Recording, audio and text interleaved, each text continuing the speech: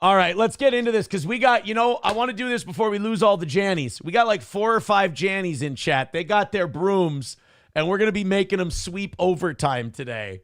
Okay. We've got the Baldo guards out in full force, and we love making the Baldo guards lose their mind. I mean, they go the truth is kryptonite to them. They've learned from their master. Well, by the way, speaking of Baldo guards, did you hear one broke? No. Ethan Van Sciver. Oh, dear Lord. The throat coat. He said, I'm out. Gave him the business. He's Team Kiki. Oh, man, she's still stacking W. Ethan Van Sciver, who's been one of the biggest sweepers, one of the biggest Baldo guards. He even went on this rant. You can see it on Alyssa Clip's channel, where he just beat the out of it. Like, I'm 10 years older than you, and your life is a bigger mess than mine. Get your shit together, you loser. And this all started because Van Sciver found the Keanu performance, the 5-on-1 beating that she gave, 5 retarded incel dudes. And Van Sciver goes, I love her. She's great. Nick loses his mind and starts rage tweeting at Van Sciver and goes, no, she's terrible. She's awful. I'll DM you. Just wait till I DM you. That's Nick's great trick. He can't operate in the sunlight because his lies get shown. So then Van Sciver tells Kiki, yeah, Nick's losing his mind in my DMs right now. So Van Sciver's snaking him. Van Sciver tells Keanu, he's going nuts in my DM right now, just trying to get me to believe all this shit. And then he went on, Ethan Van Sciver went on his show then. But one of the biggest Baldo guards went, nope, I'm out. I'm done. So those of you who are sweeping it up, sweep it up, Jan, sweep it up. You guys, there's a spot open. You can move up the ladder. You just got to suck a little bit harder. You got to cup the balls a little better, and you got to sweep it up real nice. All right, look, you guys are going to get picked on enough in the next few minutes. So why don't we right? Why don't we just get started? So Nick bent the knee to the government. This is amazing. This is what probation wanted. They wanted him to be a buck-broken good boy. And while I'm sure they're not happy with the blue fingers and the nitrous and the blood oxidation and, all the allegations that are out there. Breaking news. I talked to an investigator this weekend, and they were asking me what I'd ever seen in regards of Nick and being physically abusive. Oh. Yeah. That was a wild, probably 20-minute conversation. Then I had to send a few texts. They wanted a few things clarified. I don't know about physical, but if you want to see verbal, I got a clip you can watch. Well, there's a rumor out there now that was put out this weekend that he's been physically abusive to members of his family. That's not okay. And I can't tell you who the source is, but it's someone really, really close. And someone who would know better than me. So, yikes, it ain't good. So if you've got your brooms out, sweep it up, Jan, sweep it up, because you got some work to do. Also, I don't know about you, Johnny, and Andy Worski brought this up too. You've read these notes. I've read these notes. Right. I think that the Candy Ojai County Attorney's Office and the investigators really blew it here, because I think there were crystal clear signs of trafficking. Well, there definitely was signs that you could only traffic through certain parts of the house. You had to follow the trail. Thank you. But all the baggies, the scales, actually, I heard an argument about the baggies thing. Ooh. There's apparently, and Sean was talking about this on Meme Copium. Apparently, like the baggies thing is like something about making it like breaking up an amount so you can use it in multiple hits without. I don't know. Well, here's the thing: when I was there, I don't do drugs. I don't know. But here's my thing: when I was there, they didn't use baggies. They just got it out and put it in lines and did it. Right, however, I did see multiple times April breaking it all down, a big pile of it, and her breaking it down with multiple credit cards and putting it into little baggies. So, also, I have no idea. With the cooking spoons and all the cooking stuff that they found, it's pretty clear evidence that there could have been freebasing going on. And I'll be honest, you can sweep it up however you want. Nick can cope however he wants. If these cops hadn't broke down his front door and taken him in, somebody would have been dead within 6 months. Yeah. I mean, the skeletons, everything else, the freebasing, the cooking, all the shit that was going on. Somebody was going to end up dead. I know that he'll never admit this, and his Jannies will never admit this. The Kandiyohi County Police Department, saved a life. His pastor, his in-laws, all these people, they saved his life. They really did, and maybe saved other lives too, because it wasn't going to downsize. You know, if you know anything about addicts, it only goes up. And so I think they saved a lot of people from an even worse situation. So let's go through these notes. First, we have TM2. What does the TM stand for? God damn it, I know their screen name. God damn it, somebody in the chat will know it. TM2. Well, I've got both the notes things up here. So, there was Lady K, who we've seen, right. You know. And by the way, I found out with the Lady K thing, you know why Will Heron took down that interview? Why? Because she wanted to make it about Lady K trashing me. And then she said something like, Nick should be in prison. And he went, no, I got to sweep. So he deleted the video. What a chicken shit. That's about the least journalistic thing you can do. But the first one I want to do is screen name TM2. And God damn it, I knew this the other day. Should have wrote it down. But one's Lady K, this other one's TM2. And so what happened here, the way these notes were procured was Josh from Kiwi Farms sent 3 women to watch the body cam because the county allowed you to watch the body cam. It was public. You could go to the sheriff's office. Mm-hmm. You could go to the government building. You could request it. You could watch it. You just couldn't pause it or rewind it. Okay? And you couldn't take it with you. So it's public, which means it should be released to the public. So 2 people went in. They got to watch it. They took notes. One of them, Lady K, who is unquestionable in her honesty. The guy 5 people are sweeping for has lied about almost everything. So Lady K goes in, she watches it. This TM2, they go in and watch it, and they take notes. No reason to lie, just watching what they're watching, taking notes. And honestly, I don't know about you, I thought their notes matched up pretty well with each other. Yeah. Not only that, but other people have other sources have independently verified information on the notes. So the notes are, even by like all parties, are remarkably agreed with as accurate. So, I mean, shit, it reads like what I've been saying.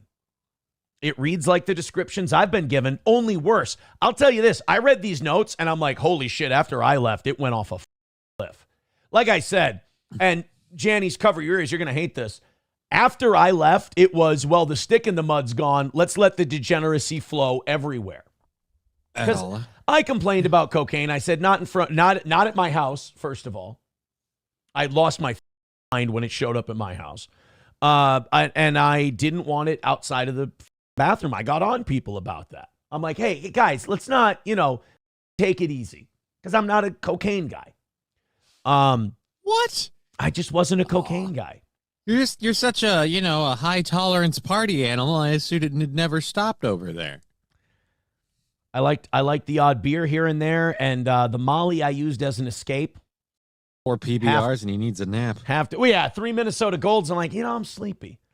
And then the Molly when I was, when I needed an escape from, because here's the thing about cokeheads, they chatter constantly about horseshit and they fight all the time.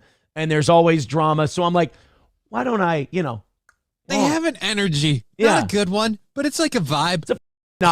It's an obnoxious vibe. So you're like, why don't I pop one of these? I'll sing a little karaoke and we'll call it a day. In other words, degenerate, shitty behavior which shouldn't be mimicked. Dog shit. See, here's the liberating thing. When you go, hey, I was a piece of shit. Hey, I pulled up. Hey, that was a dumb thing to do. Now, if anybody brings anything up from that time, you don't have to fire up a stream and show a bunch of photos and panic because you can go, yes, I agree with you. That was shitty.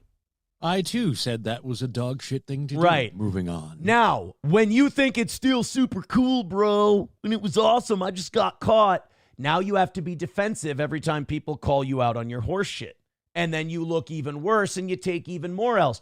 It's so easy to just go, I was a piece of shit. It was a terrible thing to do. I regret it. It's terrible.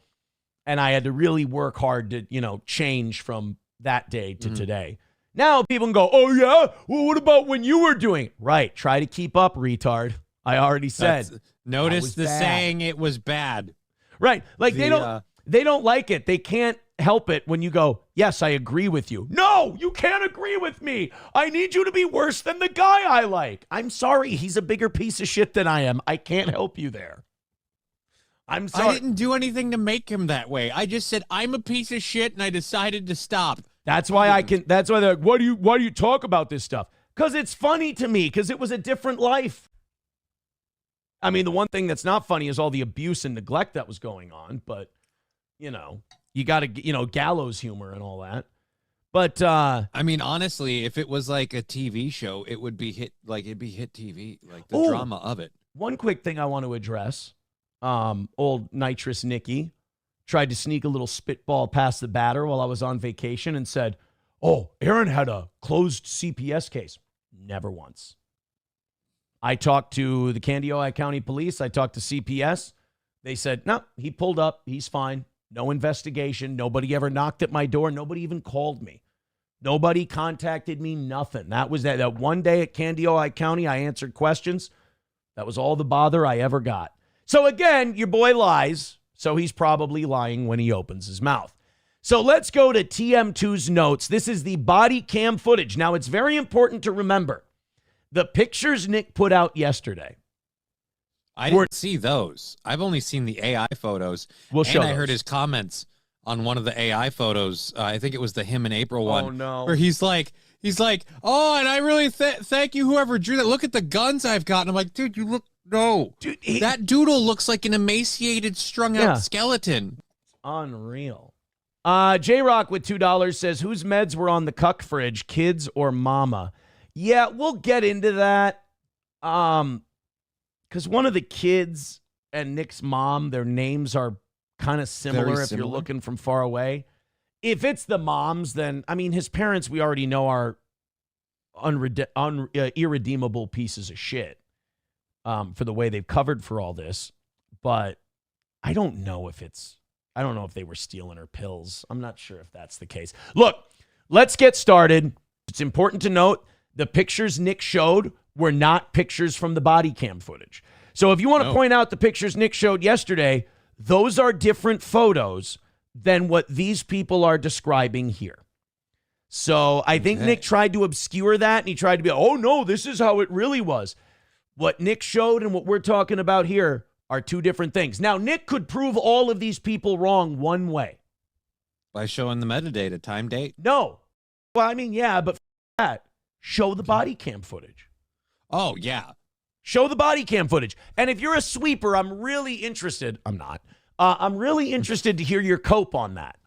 Because if everybody else is lying and everybody in the world, the cops are lying, the people who have watched the body cam are lying, CPS was lying, I'm lying, everybody's lying except Nick. Now, there's low odds on that anyway. But if you're a Janny, I want to confront you for a minute. Why not release the body cam footage? If everybody saw it, it's the what well, there's innocent parties that shouldn't be shown. It's like, right, but those will be blurred. Those will be blurred, and the voices required. Will be, yeah. Those are not going to be released. That is not going to be a thing. So need you not worry about that problem. But release the body cam footage, or at the very least, someone asked him, "Hey, Nick, are these screenshots from the body cam footage?" You know, and I'm not going to show those. It's like, well, then you're not providing a counter argument to these notes, because these notes are from the body cam footage. Unless you're showing stills from the body cam footage, what you're doing right now is hearsay. It's horseshit. Plus, you only showed metadata for the one messiest picture there was. Right. And I think it was Criminal Mindset that had said, without the footage, these descriptions, which are largely accepted by both sides as accurate, those are going to paint the narrative. And it's always going to be imagined to be worse than it is because people's imagination will run with what they have. So the only way to counteract any of this stuff is, and not even all the footage, just release some stills of it or little clips of it. You don't have to release the whole thing. Right. Well, here's TM2, their thoughts on the whole matter.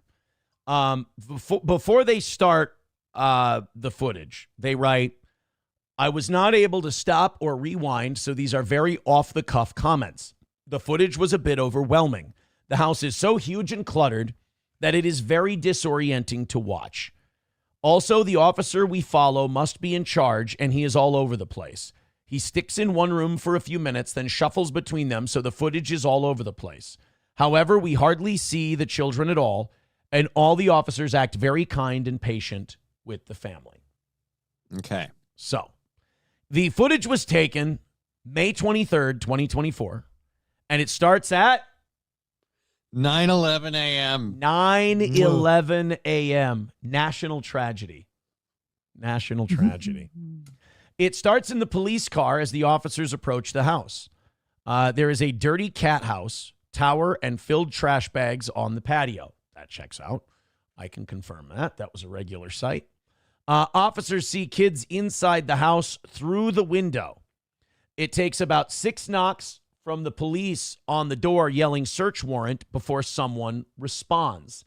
And the person responding is not an adult. This is why, like, anybody who wants to simp for April, go f yourself. After reading these notes, I went, just a piece of shit. Just had become a complete junkie, low-life, selfish asshole. Because if you're a parent who's worth a shit, you do not let your kids go to that door when someone's banging on it because, like, if you're April, you're more concerned about filling up your cocaine bullet than you are going to that door. You're more worried about wondering how you're going to get rid of the drugs and hide your degeneracy, you pig, instead of saving that kid from trauma. So that kid's now been traumatized because the cops had to knock down the door to get in. Mm-hmm. Because April, the nanny, is too concerned about her drugs to go see what's going on. So the kid's got to go through this, and now it's the cop's job to calm and take care of the child. So that annoyed me right off the bat. One of the children can be heard saying that daddy told her not to answer the door. Now, that's normally a good thing for parents to teach, but Right. when your daddy taught you that because he's a drug addict who doesn't want people finding his degeneracy, I mean, shit. As soon as the door is open, it is a literal labyrinth of clothes and stuff. Now, here's what's interesting. Nick did not show pictures of the entryway, and he did not show pictures of the entryway to the hallway where the mountains of clothes are that you can't walk through the hallway. He did not show that on his stream last night. So, very interesting. That part of the body cam not shown. How do you have that many clothes? Just Jesus. They don't do any laundry. You know, it's funny. Not even doing laundry.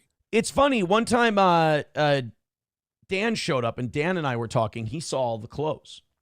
And he goes, all right, what's going on here? And I'm like, yeah, it's a lot of clothes. Should be doing laundry, blah, blah, blah. He goes, there's a laundromat 10 minutes down the road. You could just go do all the laundry there, have it done in a day. I'm like, yep, sure could. I mean, that was just that was a solid dude right there. So as soon as the door is open, it is a literal labyrinth of clothes and stuff.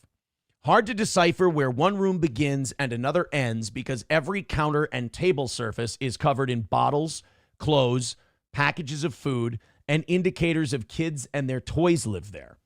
There is not a lot of space to walk around the piles of stuff either.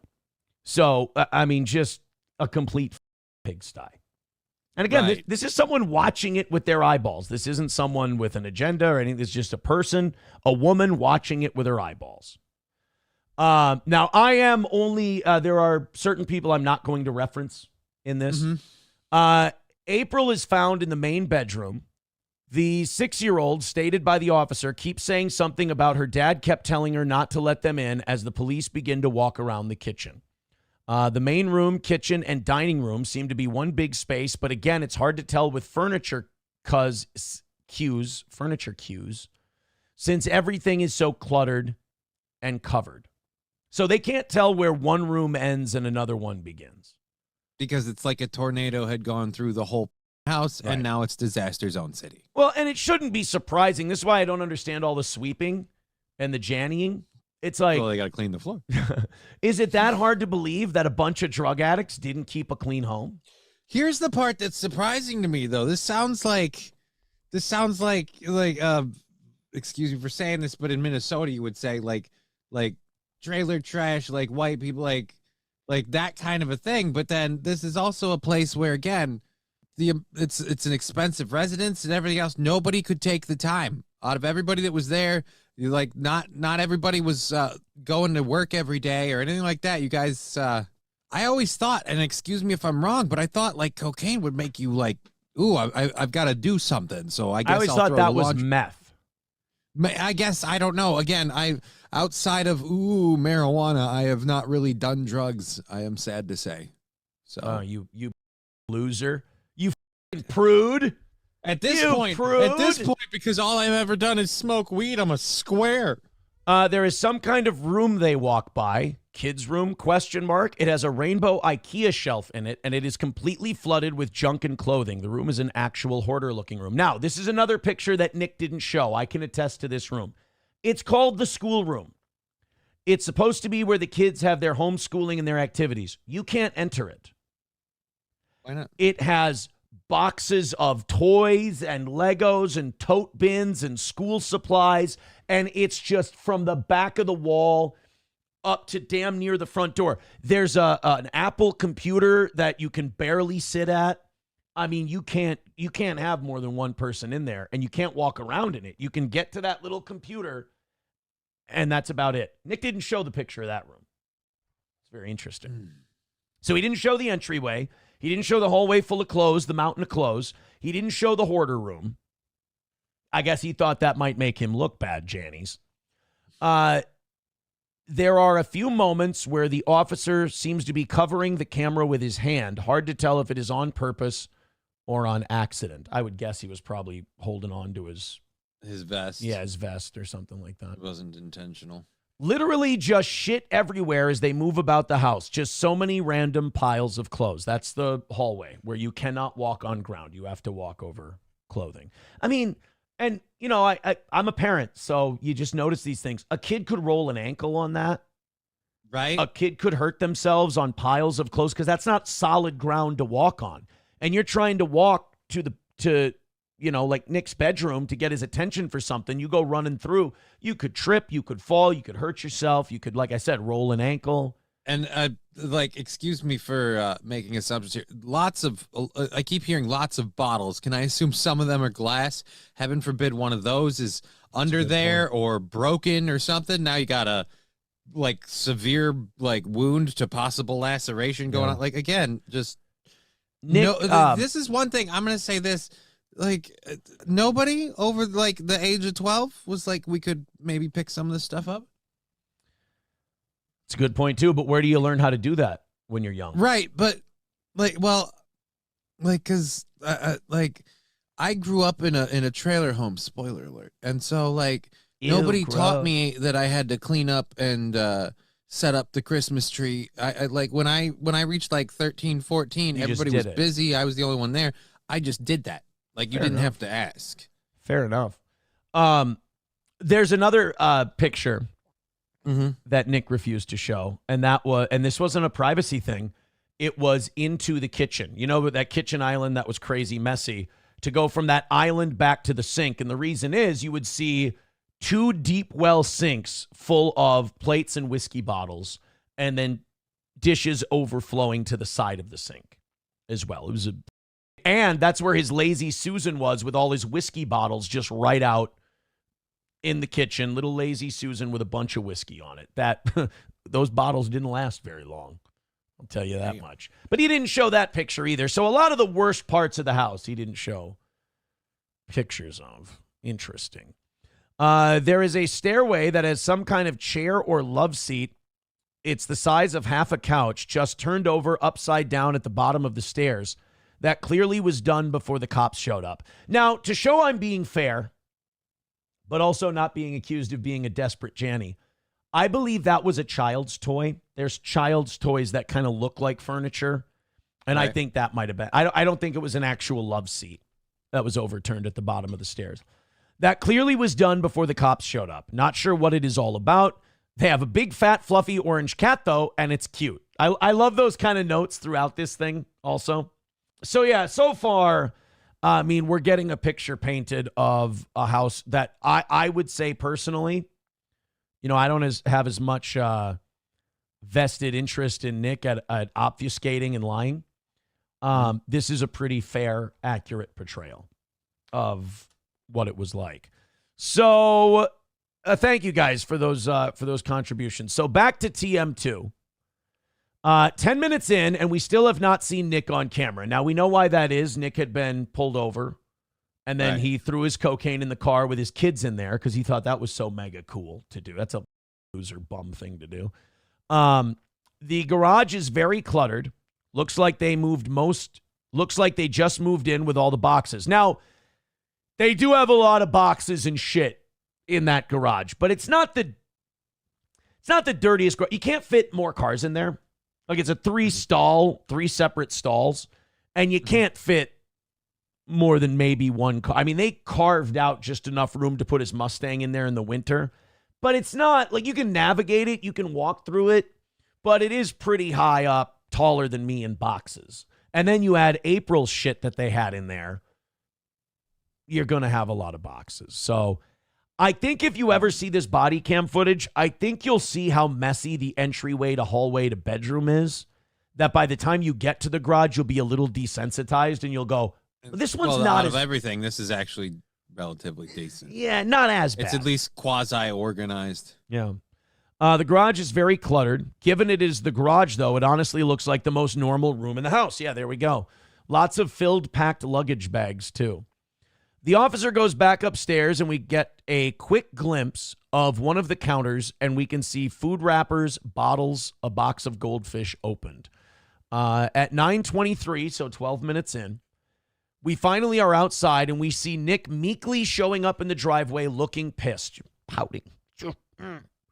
Like he's about to cry and arms folded. He has short cargo shorts on and that shitty Jamaican colored tank. So he was driving his kids around to school and shit in his Twiggy tank. The cop goes back in and starts getting supplies and gloves to start drug testing stuff in the main bedroom. A lot of this part in the video is just the cops gathering supplies and talking about their attack plan on the house because it is so large and has so much stuff. So it's so messy that the cops are like, how are we going to handle this? We are in the bedroom to test. There is a lamp on the nightstand that has a random tube balancing on top of it. A very, very cluttered space with lots of shit. It is important to note that the bedroom had walk alleys surrounded by clothes and shit. So you had walk alleys where you could get to the bed and the bathrooms, basically carved out walking paths, essentially. It is important to note that the bedroom is right there in the main hallway of the house. You would easily walk by it every day if you lived there. I say that because of all the shit they had in their room, it would be very accessible to kids. Yeah, they had cocaine right there on the cuck fridge. Nick was coping about that last night. He said, you can't see the cuck fridge from the outside. He's not totally wrong. Basically what it is, you walk and there's a little piece of wall there and you just have to peek like that. So you walk straight in and you go, you know how kids can kind of sneak up on you a little bit? Like very easily, a kid could tiptoe across all the clothes. Those don't make a lot of noise. Could tiptoe across all the clothes, get in the room, and then just peek their head around that little corner and go, hey, what you guys doing? Nothing. So could you see the cuck fridge from the hallway? Not that I can remember, but it wouldn't take much to see it. It's just a little peekaboo. That's all. You could stand on 2 feet, lean, and look around. The cops keep saying that April was found in the bedroom, incredible amounts of bottles and makeup products and clothes, booze bottles, and water cups on windowsills. Well, at least they're hydrating from all their drinking and drugging. Yeah, it's one healthy thing you're doing. The cops stay hydrated, otherwise you're just going to pass out. The cops decide to go downstairs for a sec and give a quick scan of the stream room, We get a closer, quick glimpse of the kitchen table, just covered in stuff and loose documents. Yeah, that's very accurate. I cleaned that table multiple. It wasn't very difficult. Like, I'd get the kids together and I just break stuff into piles. I go, whose is this? Whose is this? Whose is this? And then you have each kid take that stuff to their room.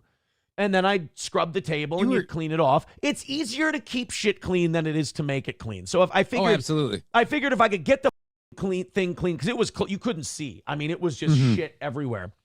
And I cleaned it off once because I'm like, these kids should have a place to eat a meal. Like, I don't know. Growing up, that was a big thing in our family. We ate our meals together, right? So I'm like, these kids should have a place to sit and eat a meal. And food secure people. Sorry. No, it's all good. But yeah, no, this and I takes me figured back if to I the clean it, thing. if I clean it once, it's easier to keep it clean than make it clean. Right, but you were asking earlier when you're like, oh, but where are you going to learn those habits? Didn't they have a housekeeper at one point that was doing this? Cheney, the nanny, was driving, shopping, that kind of thing. Nick did the cope where he goes, you can't get a cleaning service out here. You absolutely can. Yeah, you can. I lived in the next county over for 7 years. There were plenty of places you could have gone for cleaning services. He could just be honest and be like, no, I had drugs in my home. I don't want someone cleaning my house. Even if you tell them one room's off limits. Right. You're going to see in this that there were drugs, many different places. We enter the stream room, and oddly, the ceiling doesn't seem finished. I think I've mentioned that before. It just has these latex brand sheets covering it. We head back upstairs to the bedroom. We can see shoes, garbage, and lots of clutter at the top of the stairs. Accurate. They seem pretty dangerous with all the junk around the stairs. Yeah, you got little kids running around. You got junk everywhere. You could trip over something, fall down the stairs, all kinds of shit. At 9:31, we see him swab around the pillow, and it tests positive for cocaine. The pillow. Then we see the officer pick up a black vial, looks like a lipstick tube. And when he unscrews it, we see white powder. Yeah, that's one of the coke bullets. That's the same thing I did when Nick left his next to my kid and didn't tell anybody. I picked it up and I went, no. And I unscrewed the thing, and sure enough, there it is. He unscrews it, and we see white powder. The officer responds with a, oh, yeah. Oh, yeah. He takes a picture of it, as you do. The officer says there is a measurable amount of cocaine in the bedroom. Now, this isn't even the safe with all the blow in it. This is just the bedroom. You remember Nick said, oh, April didn't know the code to the safe. But yet that morning, April had went and filled up her bullet with coke. First of all, April was chopping up and bagging so much coke. She knew the code to the safe. She knew it. The officer says there's a measurable amount of cocaine in the bedroom. At 9:33, in that master bedroom, a measurable amount of cocaine. They also find a large stack of cash, according to them. Now, you're going to hear about cash being found throughout the place, stacks of cash. You're also going to hear about baggies of coke. There's rumors of trafficking. I didn't invent the rumors of trafficking. They actually, before these notes were released, I was hearing rumors of trafficking. I would believe it. I would believe in the drug trafficking rumor. I would buy that rumor. I think, according to this body cam stuff, I think Nick should be very thankful to the county. He should kiss the government's ass because they went really light on him. Yeah. Really, really light on him. An officer then states that Nick is asking about probable cause.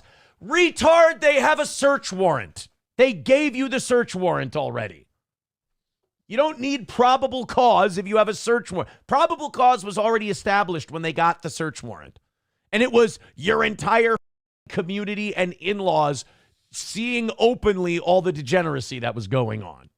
The main officer we are following calls CPS to the house. A senior officer who has been talking to Nick says that Nick feels he's been hurt. Oh. Not are my kids okay? Not anything like that. I feel like me. My probable cause, me injured, me hurt. You see what he values here in these moments. When they're under duress, people tell you who they are.